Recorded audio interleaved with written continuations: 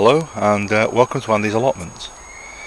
Now, in a previous video I mentioned that although I keep referring to my square foot gardening bed every week, I've never actually gone into the details of what's involved in a square foot gardening bed, and a few people have asked me questions about it, so what I've decided to do is start one from scratch and just show you how it works. So what I've done here is I've cleared this bed of all the weeds. This is where my brassicas were last year. Everything's been cleared out.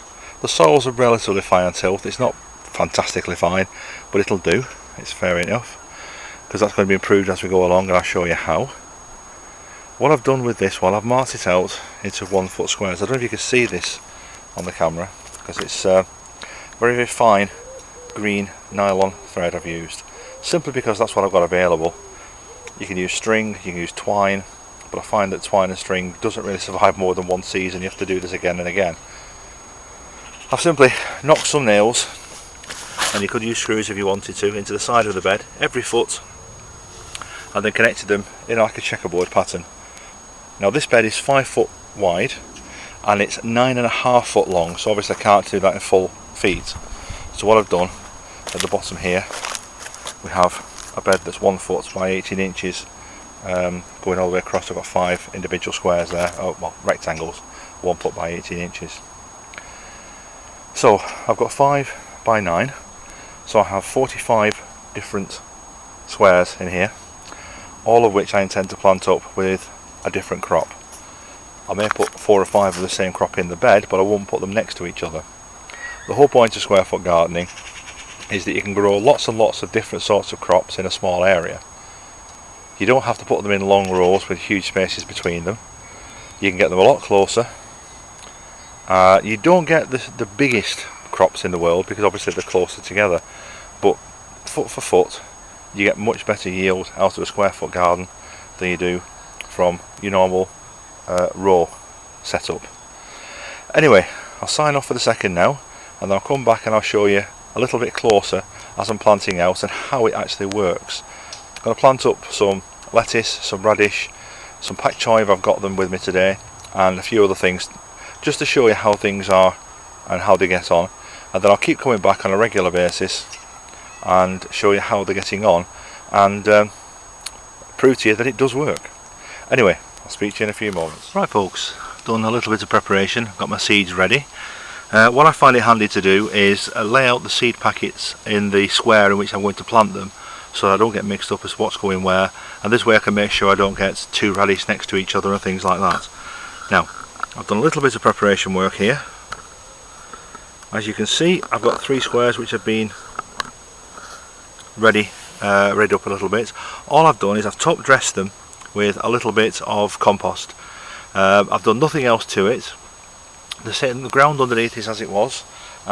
This bed has been dug over, so it's not a major hassle. But what I've got here now is I've got a small amount of top dressing rather. I'll just show you. As you can see, go down half an inch, we're down to the bare stuff. Right, what I'm going to do now, I'm going to plant up. I'll swap those over. I've got some Chantenay red cord carrots here. Now these are supposedly sown within a couple of inches of each other. We can do them. Now you can just divide this up manually if you wanted to. What I tend to do though is I've got some little bamboo canes which are a foot, and by laying them on the ground like so, I've now got myself 16 planting areas, evenly spaced. So what I'll do with my finger, I'm going to the depth of my nail, not going any deeper than that really, so I'm only going into the compost I've put on the surface. I'm making an indentation in the centre of each of the squares. Now the reason for doing this is that every plant gets to grow equidistant. I'm going to end up, hopefully, with 16 carrots, all no closer than 2 inches apart. And by doing it this way, if anything else comes up weed wise, I know exactly where the weeds are. So let's get my carrots out. I hope I've got more than 16 seeds left. Yes, hundreds of them things. Right, now carrot seeds, as I'm sure you're aware, as you see, those are very, very fine. There's very, very tiny things. So what I'm going to do is I'm going to put 2 or 3 in each of these little stations.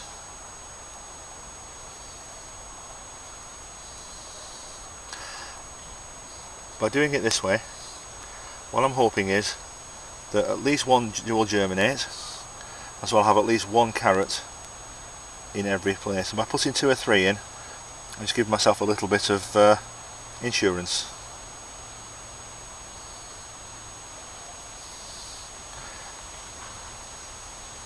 So rather than thinning these out as you would do normally, a few more seeds there than I expected.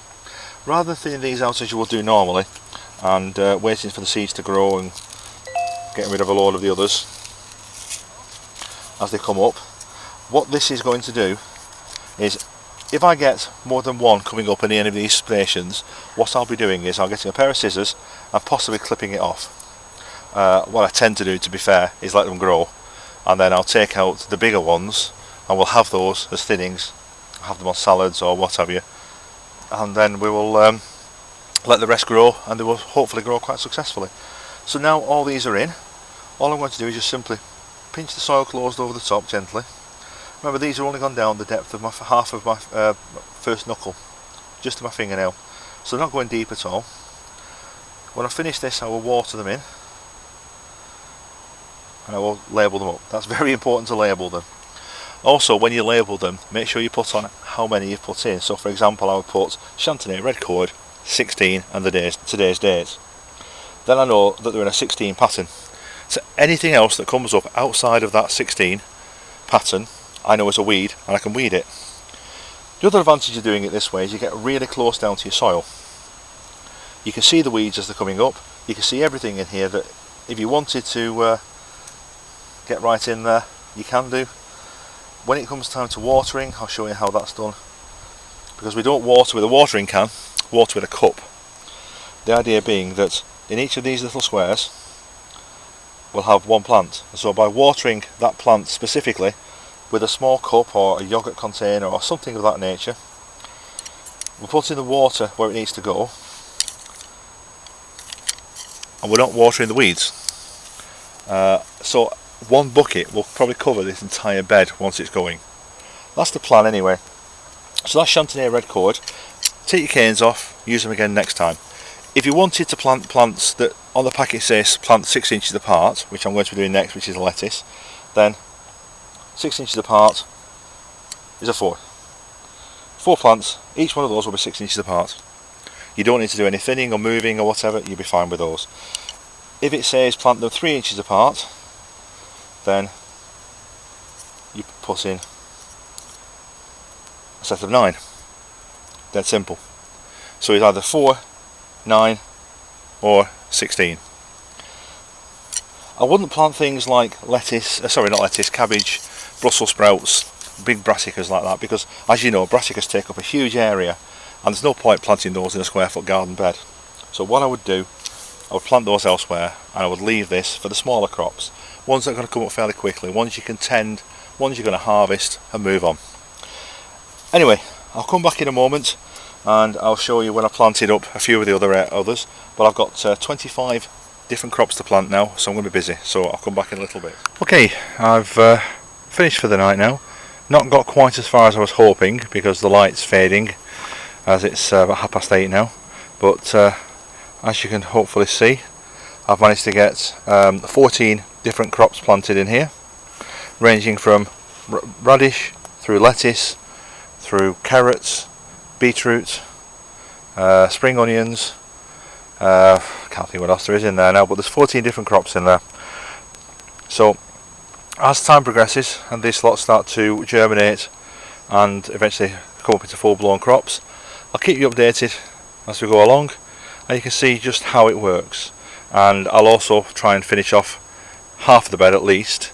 The rest of the bed I'm going to leave and plant in about 2 or 3 weeks time with the same sort of crop I've got in the first half of the bed, pure and simply because I've got a succession crop that way. Or what I might do is just go and plant the whole lot straight away. It all depends on how much time I have. But anyway, 14 different crops planted, square foot gardening. Come back to you in a couple of weeks time and show you the results when things start to sprout. See you then. Hello, It's now Friday night on the 30th of August. It's 10 days since I started the square foot gardening bed, so I thought I'd come back and give you a quick update on what's been going on and what the progress is. So I'll go along each square individually and show you what's happening and where we're up to. As you can see, I've just sown another 10 or 11 squares there as well, so not bothered with those this time. I'll tell you about those next time when they're coming up. Okay, so this first square here, we had some Arctic King lettuce. Now I put 4 lettuce in here. There's only one coming up, as you can see, but there's plenty of time for the others. Not sure what's happened with that one because my label's disappeared. It was in the middle and it's either been taken or blown away. I don't know what's happened, but I'll have to check back on my other video and find out what's happening there. But by the looks of it, I've got 6, possibly 7 coming up. A few little bits around the edges I'm not so certain about. Move over to this square. Beetroot coming up. Got 6, 7 or so out of 16 so far. These are Chantenay red core carrots, and again there were 16 of them in there, and there's probably somewhere in the region of a dozen coming up so far. Next to them, always the star of the show, radish, coming up fantastically. I put 2 or 3 seeds in each station, and there's 2 or 3 coming up in each station as well. Behind those are some salad leaves, Speedy, and they're living up to their names. There were 9 of those put in there, and there are 8 out of the 9 stations coming up at the moment. Endive, 1 station with a couple of plants in. If the others don't come up, I may transplant one of those over. Next behind those we have some Autumn King carrots, couple braces in the first surface but nothing major. Purple top Milan turnips, there were 16 of them in there I think.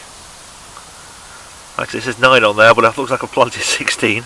But there's 3, 6, 9, 12, about 12 in there so far, nearly every station coming up. Behind those some more radish French breakfast, again doing really well. Majority of the stations coming. Perpetual spinach, only 4 plants in there, there are 2 coming up. And then some pak choi mix, there were 6 in there and there are 4 out of 6 coming through at the moment.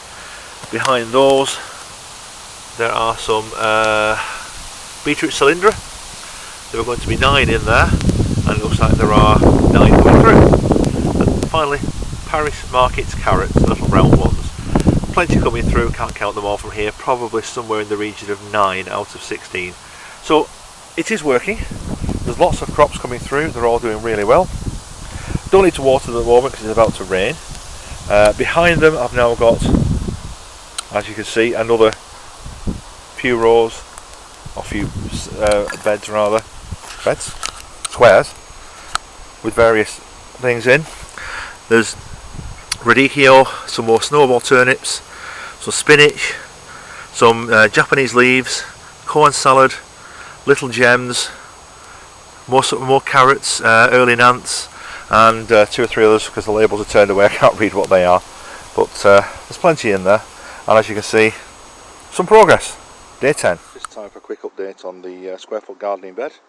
It's now Wednesday evening on the 17th of September, and the plants in the first 3 and a bit rows have been in here for exactly 4 weeks, and the plants in the back 1 and a bit rows have been in here for 10 days less, so 2.5 weeks. Now as you can see, some of these are coming up quite nicely. Some turnips here, purple top Milan, and behind them we've got some radish, French breakfast. Endive here, it looks like there's only the 1 there coming through. Well, I planted 4 of these. It's possible there's another little one coming through just about there. I don't know if you can see that on the video, so they're not doing too bad. Behind that there's some carrots, Autumn King. Now, a couple coming through. Now the main problem I'm finding with this bed is I forgot to put slug pellets down. That's the one concession I have in my armoury to being non-organic, is putting slug pellets down for baby crops. And I just found half a dozen slugs munching away on some of the other radishes. So they may have come up and been eaten, I'm not certain. Now speaking of radishes, these are radish. Unfortunately, they are a bit slug eaten, as I'm sure you can see there. And there's one that's been munched completely. Then there's some salad leaves behind it doing quite well. More carrots, just a couple of them coming through. Beetroot, a few coming through but being munched. Some Arctic King lettuce. Now these are slow to come through, but it does look like there's a few coming through there, and I'm not sure there's any more, to be honest. but they don't look like, you know, run-of-the-mill weeds we get around here. This bed I'm not sure what it is because my label's disappeared. And then behind it, again we've got some radicchio, which again might have been eaten by the slugs, but there is a bit of greenery coming through there. Not sure what's the next one, a small lettuce I think. There's one coming through. More turnips, snowballs, again they're doing quite well, they're all coming through. Moving on to this bed, we've got some pak choi. Again, I've planted 6 pak choi in there, and there are 4 coming up. They've been a bit munched. There's a chance yet for the other 2 to come through. And then on there we've got some perpetual spinach.